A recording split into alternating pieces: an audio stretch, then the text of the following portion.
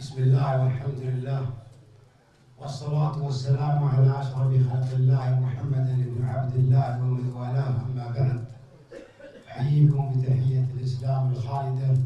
السلام عليكم ورحمة الله وبركاته. في البداية نحن في ديوان هذا الرجل النائب السابق سالم النملان، الذي هو الآن في السجن مع كوكبة من أبناء الشعب الكويتي الذين نفتخر بهم جميعا ونعتز بهم.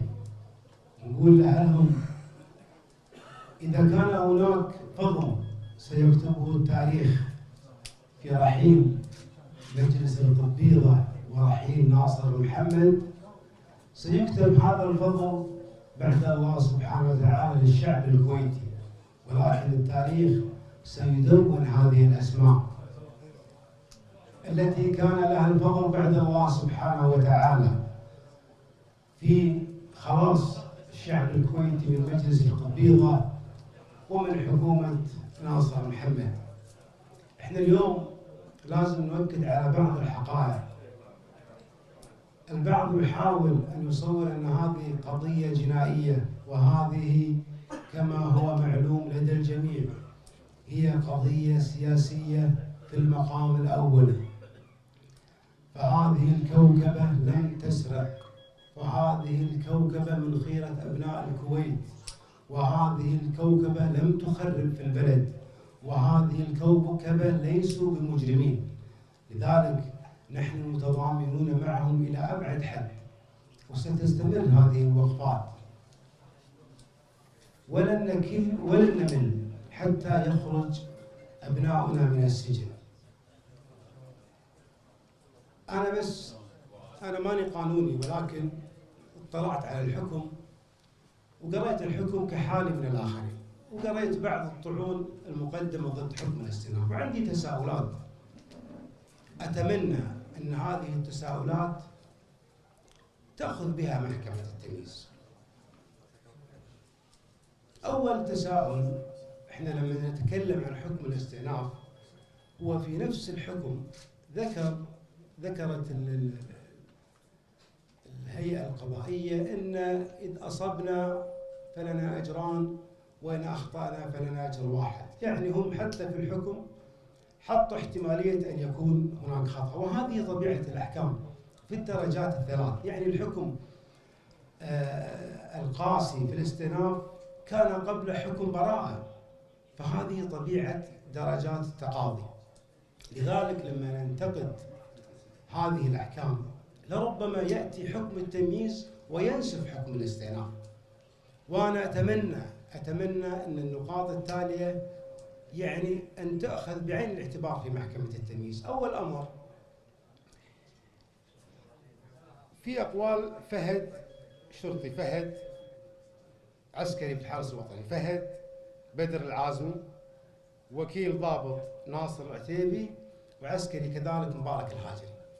أقوال هؤلاء الثلاثة قالوا إن الرفاعي رئيس الحرس المجلس طلب منا بشكل مباشر فتح البوابة، لذلك ينتفي قصد الاقتحام كما جاء في الحكم. في أقوال حرس المجلس قاعد يقولون إن رئيس الحرس طلب منا فتح الباب، فهذه التهمة تسقط على جميع الشباب. في أقوال كذلك محمود الدوسري، الفريق محمود الدوسري، ذكر في أقواله إن أنا طلبت من النواب محمد المطير والآخرين أن يساعدون، يعني وزارة الداخلية طلبت من النواب أن يساعدونهم في الدخول المجلس وإخراج الشباب. الأمر الآخر، أحد إخواننا المحكومين في دخول المجلس وهو الدكتور مشاري فلاح المطيري، موجود في الحكم في صفحة 126 أنه تطابق صورة المتهم اللي هو مشاري فلاح المطيري مع الصورة المعروضة في القرص المدمج. وأنا أقسم بالله العظيم أن الصورة المعروضة ليست صورة مشاري فلاح، أقسم بالله العظيم. وأتمنى أن محكمة التمييز تأخذ هذه النقاط بعين الاعتبار.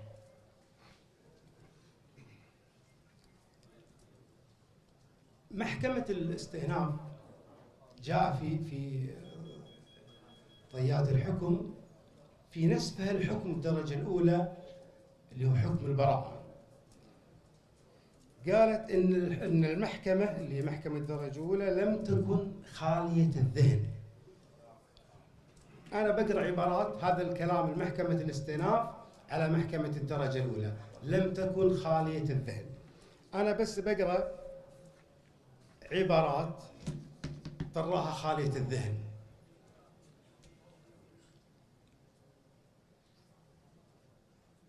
قاعد يقولون في الحكم الاستئناف إن هذه الدعوة أمام الدائرة والدوائر التي سبقتها قرابة السنوات الأربع لم يكن تقاعسا منها عن نظر هذه القضية والفصل فيها، وإنما كان لسبب لا دخل لإرادته فيه، وهو الاستغلال السيء من قبل بعض المتهمين ودفاعهم لنصوص قانونية.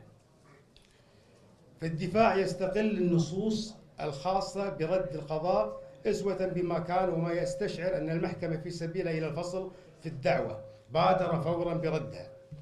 وذكر هنا في نفس الحكم والمحكمة، يعني قاعد يقول في قصور قانوني، والمحكمة إزاء تلك الممارسات تدق ناقوس الخطأ وتهمس في إذن المشرع وتقول له آن الأوان لإعادة النظر في إجراءات التقاضي. تذكرون في حكم القبيضة ايش قالوا؟ قالوا لقصور قانوني. هني في حكم الاستئناف قاعد يلفت نظر المشرع أن هناك في قصور قانوني وفي تحايل. الأمر الآخر من القواعد الأساسية التي أوجبها القانون حسب ما نصت عليه المادة 120 من قانون الإجراءات والمحاكمات الجزائية أن تكون الاستعانة بالمحامي إلزامية لكل متهم. وحنا نعرف أن المحكمة في جلسة 19 حجزت الدعوة للحكم التي حضرها الطاعن بلا مدافع عنه. فشلون يطلع حكم وفي مادة واضحة أن لازم يكون هناك من يدافع عنه؟ هذه الأمور أنا ودي وأتمنى أن محكمة التمييز تنتبه لهذه الأمور. وعبارة لم تكن خالية الذهن، يعني هذه المواد واضحة للشعب الكويتي. الآن احنا نتكلم عن حل. يعني الناس دائما يقول احنا نسمع كلام وكلام، نبي الحل. الحل عن طريقين لا ثالث لهما. الحل الأول عن طريق محكمة التمييز، وكلنا ثقة إن شاء الله في كفاءة المحامين الذين يتولون هذه القضية، وكلنا ثقة كذلك بإذن الله من موقف إخواننا المحكومين الآن القابعين في السجن من موقفهم القانوني، وواثقين بإذن الله أن محكمة التمييز راح تنتصر لهم. هذا المسلك الأول اللي الشباب المحامين جزاهم الله خير ماشيين بهذا الطريق، وبإذن الله إن شاء الله نستبشر خير في حكم التمييز القادم. المسلك الآخر هو العفو. وأنا لما أتكلم عن العفو يعني شدني تصريح حق مرزوق الغانم. مرزوق صرح قال العفو يطلب ولا يفرض. أنا بوجه سؤال المرزوق، أي عفو تتكلم عنه؟ تتكلم عن العفو العام أو عن العفو الخاص؟ وقبل لا أفند فيها أقول للمرزوق لا تدلس على الناس، لا تخلط بين مصطلحين. مصطلح العفو كما هو متعارف عليه بين الناس أن فلان أخطأ على فلان وبالتالي يجب أن يذهب ويتأسف منه حتى يتم العفو. لا تخلط. نحن نتكلم عن مصطلح قانوني نص عليه الدستور وفق المادة 75. فلا تدلس وتحاول أن تغير على الناس أن العفو يطلب. لا، احنا نتكلم عن العفو المنصوص عليه في المادة 75 بشقيها العفو الخاص والعفو العام. كلا العفوين منصوص عليهم في المادة 75. أما لما تقول العفو يطلب ولا يفرض، فأنت تتكلم عن أي عفو. إذا قصدك العفو الخاص فأنت لست متحدث باسم صاحب السمو، ولا يجوز لك الحديث. هذا الأمر مختص به صاحب السمو، وهناك الديوان الأميري وهو من يتحدث عن هذا الأمر. أما إذا قصدك العفو العام فكذلك أنت ما أنت مسؤول عنه. هذا وفق المادة 75 مسؤول عنه مجلس الأمة من خلال نواب ال50. ولا يجوز أن تتحدث باسم مجلس الأمة يا مرزوق. أما إذا أنت تقصد أن يطلب منك، لأن هذه الثلاث معاني، أنت قلت العفو يطلب ولا يفرض، قلت لك العفو الخاص ما لك شغل فيه، مو أنت اللي تتكلم. العفو العام المناط بمجلس الأمة مو فيك. لكن إذا قصدك عنك أنت، فمنو أنت عشان نطلب منك عفو؟ منو أنت؟ يعني بكل أسف بدال ما تتصدى يا مرزوق، بكل أسف بكل ألم يخبرني أحد الشباب الآن، عيالنا 32 واحد بالسجن الآن، وقلوب أهاليهم وقلوب الشعب الكويتي يعتصر ألماً، وأنتم جابر مبارك حاضرين تدريب منتخب الكويت. عيب. عيال الكويت اللي بالسجن كلكم، وأنت قناعتك الداخلية وقناعة جميع النواب إن هؤلاء اللي في السجن الكوكب الخير من أبناء الكويت، ما هذا مكانهم. فيما يخص العفو العام، هذا الموضوع يجب أن يتبناه أخواننا أعضاء مجلس الأمة. نعم اجتهدتوا في دور الانعقاد الماضي، لكن ما كان فيه مساجين. الآن كذلك اجتهدتم ودعيتم إلى جلسة ولم تحضرها الحكومة، ولن نخوض في هذا الموضوع. احنا عيال اليوم. الآن على كل نائب، وأنا كنت أتمنى يعني لو بحسب النواب المتواجدين معانا الآن شيء محزن الحضور، لكن الآن أتمنى أن تبدأ الآن هناك تصريحات النواب، ويعرف الشعب الكويتي من هو الذي سيوافق على قانون العفو العام إذا كنتم جادين. أما غير ذلك جهودكم مشكورة في قضية حضوركم الوقفات، في قضية زيارتكم للمساجين، هذه جهود تشكرون عليها، لكن الدور الحقيقي لكم أن تعلنون الآن عن تقديم قانون العفو العام بصفة مستعجلة. غير هذا الكلام أعتقد أن لن يغفر لكم الشعب الكويتي، لن يغفر لكم الشعب الكويتي. ختاما، شنو القادم؟ يعني الآن يتساءل معظم الشباب ومعظم أهالي المحكومين في قضية دخول المجلس، دعيتونا اليوم الوقفة، الأسبوع الماضي الوقفة، وبعدين بنحضر الوقفة الجاية واللي بعدها. شنو المطلوب منا؟ شنو نقدر نسوي؟ أنا أقول اليوم الدور الحقيقي يقع على عاتق التيارات السياسية وجميع القوى السياسية. يجب أن نقعد اليوم الكل، ولا نتنصل من مسؤولياتنا الوطنية. لازم نقعد مع بعض ونحط خارطة طريق لإخراج أبنائنا المسجونين. يجب أن تتضافر الجهود. اليوم لن يرحم التاريخ كل التيارات السياسية. احنا اليوم نزعل ومتضايقين من ضيقة عيالنا اللي بالسجن، من ضيقة أهلهم. هل يعقل سالم النملان وجمعان الحربش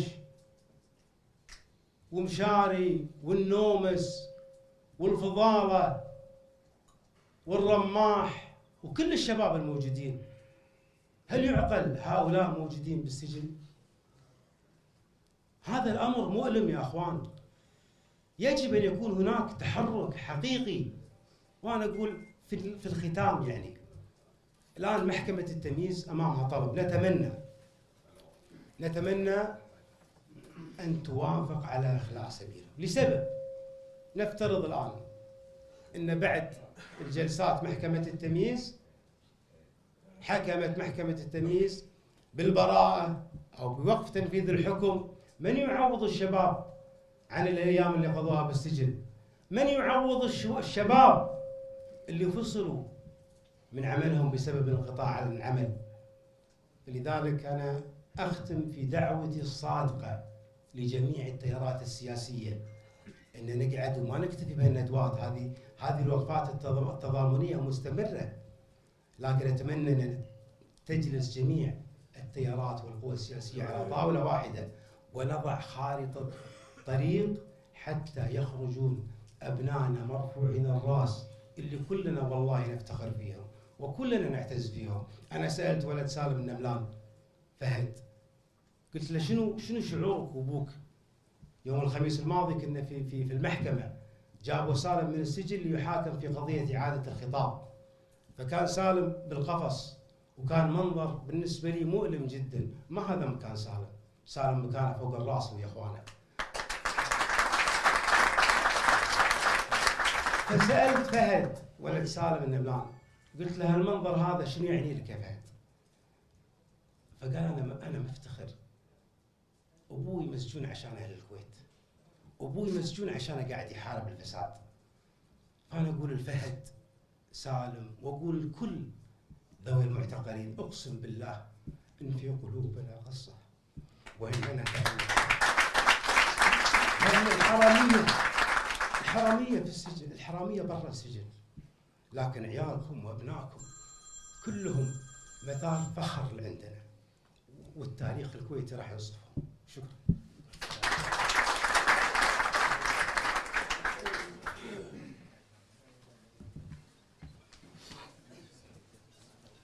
شكرا للدكتور خالد شخير على كلمته.